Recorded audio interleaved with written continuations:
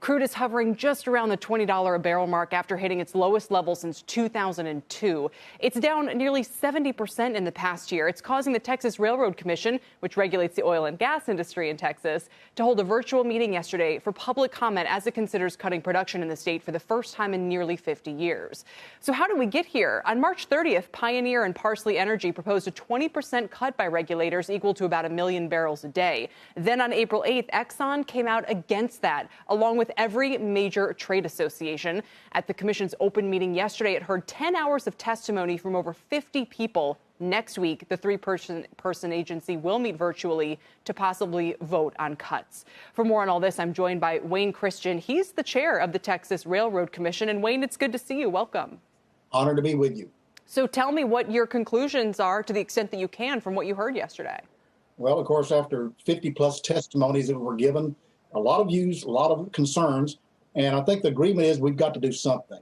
We're sitting here and looking at the different options they told us from industry and individuals, but we have a risk in our nation of turning back from being the energy exporter to the world. Number one in the world exporter is the United States.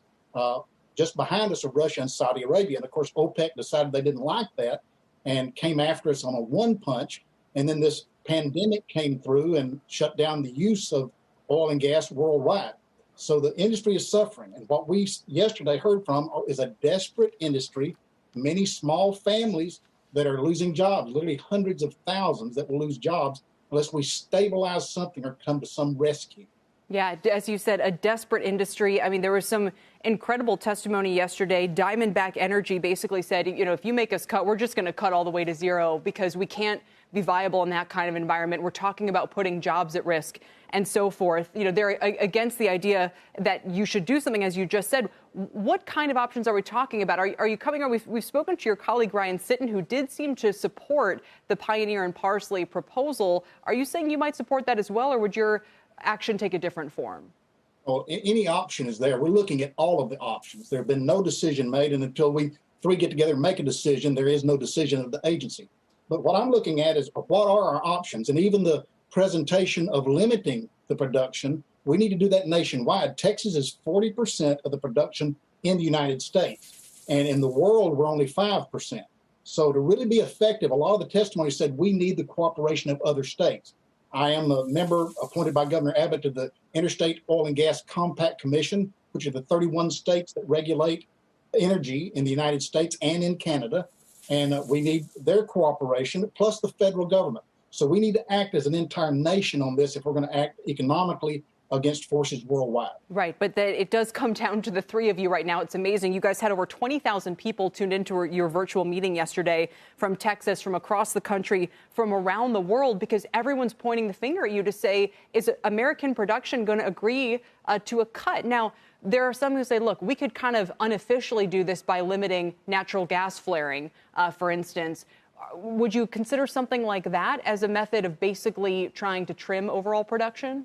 Frankly, I think that's a separate environmental, definitely a good issue that we are addressing at the Railroad Commission, or looking at ways to address flaring. But really, I think that's a side issue. When you cut back production, you're going to cut down the amount of flaring. That's happening as we speak. So right now, that's not the main issue. The main issue is we need the dollar of the barrel of oil back up so that our companies can continue and we don't lay off workers and destroy what has been the revamping of not only energy security in the United States. For the first time in 70 years, we're an energy exporter in the United States to the rest of the world. That's at risk.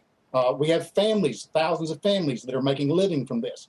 We have energy security, and more important, for the first time, we are now have national security secure. The amount of discoveries in America, in Texas, are phenomenal. Worldwide, our ambassadors worldwide have said we have negotiated different because of the discoveries of oil in the United States. Yeah. And we're under attack from OPEC for this shell play that has made energy number one in the United States. These comments from Texas State Representative Lyle Larson were pretty stark. He said the idea of cuts is arrogant and condescending to every Texan, the most un-American thing we've heard in Texas in the last 50 years. Please drop any consideration of socializing Texas oil today.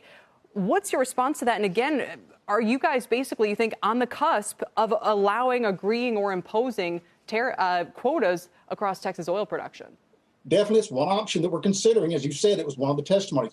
But we sat through 10.5 hours of suggestions, and all of those are on the table. And Lyle is a great friend, a great representative there in Austin, and we certainly listened to his recommendation. And all of it we put together to come up with what's right for Texas and working together with other states for America. All right. Well, it sounds to me like you guys are considering it. We know the big meeting is on Tuesday with